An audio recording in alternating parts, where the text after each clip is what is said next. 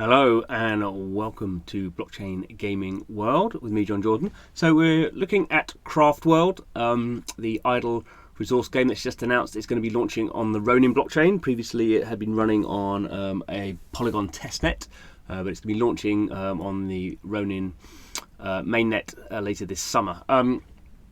One thing, I've done quite a lot of videos about the game. One thing I thought I should do, because I've never done it actually, is what happens when you complete a masterpiece, and why would you be interested in doing masterpieces? So masterpieces are accessed here. So in the game, I've got all these factories. I've been playing this game for a long time now, so I've got pretty much built out all my factories, and they're all working away. And you always need more resources, so some of these factories aren't working at the moment because they need more resources to start them off, and some of these green arrows mean they can be leveled up if I want to use some of my resources to level them up, but there's always sort of more things to do than you have resources for. It's sort of part of the game. And that's sort of what you do as an individual player. You have all these factories and you level them up and sort of click around. It's not sort of a particularly deep sort of game from that point of view. But then every so often, or sort of fairly regularly, you have these masterpieces, which are these sort of shared creations. So this one here is just completed. So everyone was building the Supercomputer Strikes Back. So these are just sort of in-game items. Sometimes they are sort of deals with external projects, so sort of collaborations. So you build a sort of specific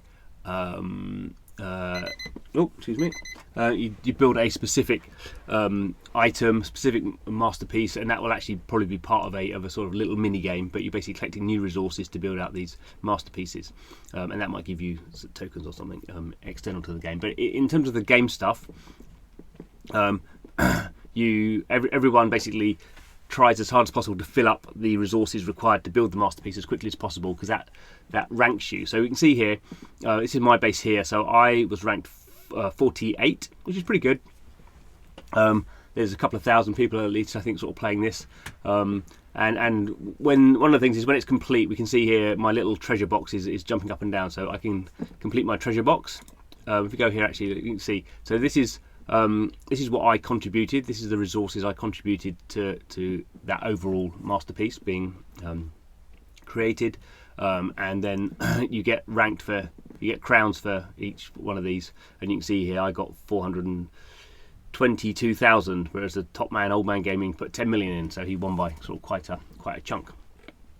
You can see, so obviously this is all complete now, so you can see the different resources that you need. So we need 12 dynamite, 35 electricity, I'm not quite sure what this is, fiberglass, I think 100 fiberglass, 8 water, 2 million clay, or whatever that is, sand, I think, because obviously that's the sort of cheapest resource. Obviously they get more expensive as you go down, more harder to produce in terms of time.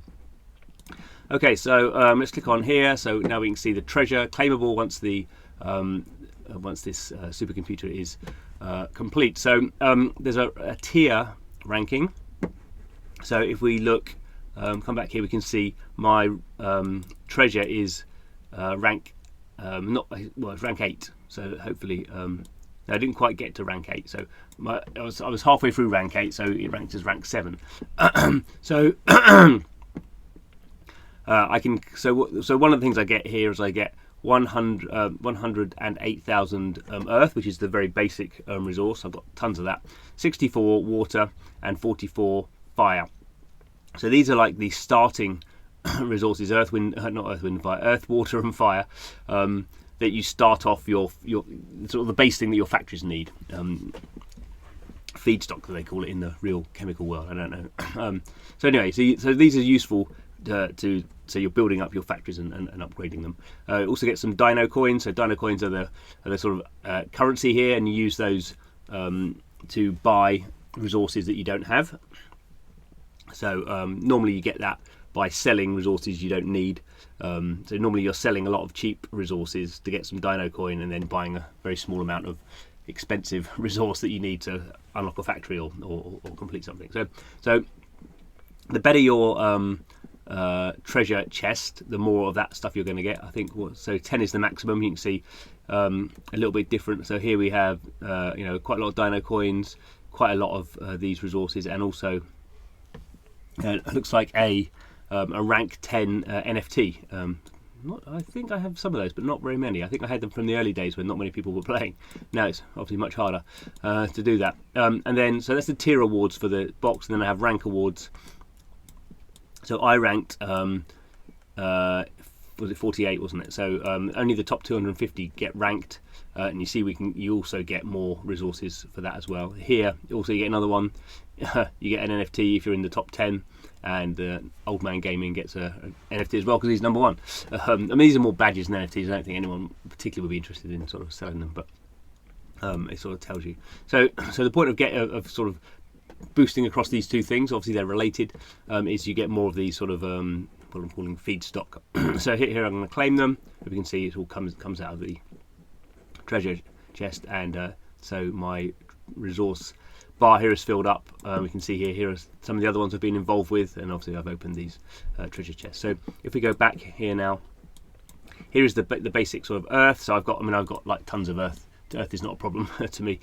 So everyone starts off with this little dinosaur creating earth. I've leveled this up to level 29, so I'm just getting loads of this. I sort of get more of it than I can use. So these are just running sort of full pelt. I need to actually level these up a bit more. You can see there, it also shows here I can spend some gold. So this is the game sort of automatically doing it for me. So I'm going to spend some of my gold here. I'm going to get 19 steel, and that's what I need. I need 26 steel in total. And now I can upgrade my mud. So that's gone up to level 28. So that's there, and then here we have the water. And here we have the fire. So I've actually got quite a lot of this, not because I've been playing the game so much, although that is the case. Also because this is where the game's NFTs come into play. So we can see here I've got one dino NFT here, a water dino, and it's creating 11 waters per hour. So each NFT has a different rate, and there's also different rarities. It doesn't really matter, but that's just sort of that just automatically creates that. So I've got tons of this. Again, I should probably be leveling these up. So again, steel is the obvious thing I need a lot more of. Should go out and buy 1,000 steel to level everything up, and that's going to do that. So I can upgrade that seawater there, and then the final one is fire. Again, I've got a dino here, so he's producing 6 fire an hour. I've got quite a lot of fire here. Again, probably should be spending resources to get steel and leveling those up. As you can see, just to sort of point out, for the sort of as you go down the left hand, these go quite quickly. So this is a level 30 factory, and it sort of takes about 20-25 minutes to sort of complete its to sort of take what it needs and stick it out the other end. Then it stops.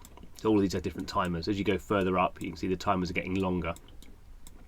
So this one here is it's got 10 hours to go, but if we go right to the end here, no, a lot of these aren't working. So this one here has got three days, 3.5 days to go, and that's actually done a bit of time already. So you obviously in these sort of idle games, that's what you get. It's all these different timers and all going for different times, and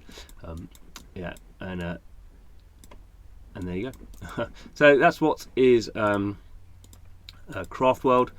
Interesting sort of single player idle game. We've seen lots of those in the world, and then these sort of interesting competitive collaborative items where everyone's trying to compete to get as much resource into the contribute as much resource as possible into the masterpiece to maximize their resources out the other end, and obviously progress further in the game. Okay, thanks for watching. See you again soon.